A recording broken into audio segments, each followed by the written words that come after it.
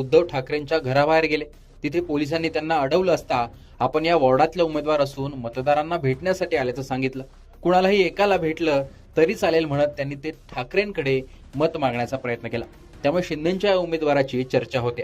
प्रभाग क्रमांक 93 मधून 2017 मध्ये शिवसेनेच्या रोहिणी कांबळे या नगरसेविका म्हणून एकतर्फी निवडून आल्या होत्या। त्या उद्धव ठाकरेंसोबत कायम राहिल्या आणि त्यांनाच ठाकरेंनी आता पुन्हा संधी दिली।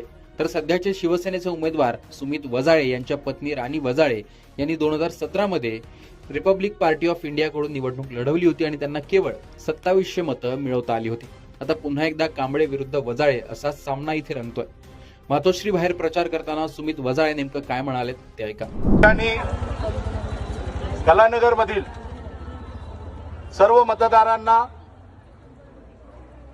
मी शिवसेना पक्षाचा, बाळासाहेबांच्या पक्षाचा अधिकृत उमेदवार म्हणून विनंती करतो की आपण येणाऱ्या 15 तारखेला धनुष्यबाणासमोर बटन दाबून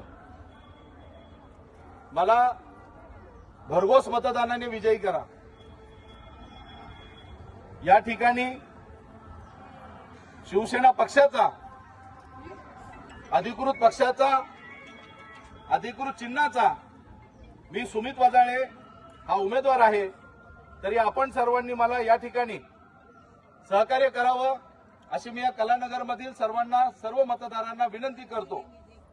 या इकडे जरा मी बोलते आता।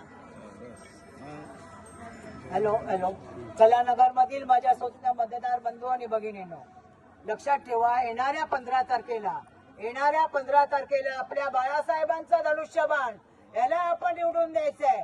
आम्ही चोर नाही आहोत साहेब, आम्ही तुमचे शिवसैनिक आहोत। आज तुम्ही आम्हाला खूप खूप खूप खूप मोठा आशीर्वाद दिलेला आहे, पण आम्ही चोर नाही, आम्ही तुमचे शिवसैनिक आहोत साहेब। आम्ही तुमचे शिवसैनिक आहोत, आम्ही बाळासाहेबांचे शिवसैनिक आहोत। आज आम्हाला फार मोठा आमचा अपमान झाल्यासारखा वाटतोय। लक्षात ठेवा कलानगर मधील शिवसैनिकांनी, कलानगर मधील मतदारांनी लक्षात ठेवा येणाऱ्या 15 तारखेला धनुष्यबाणावर शिक्कामोर्तब करून परिवर्तन घडवा। चोरांना नाही तुम्ही शिवसैनिकांना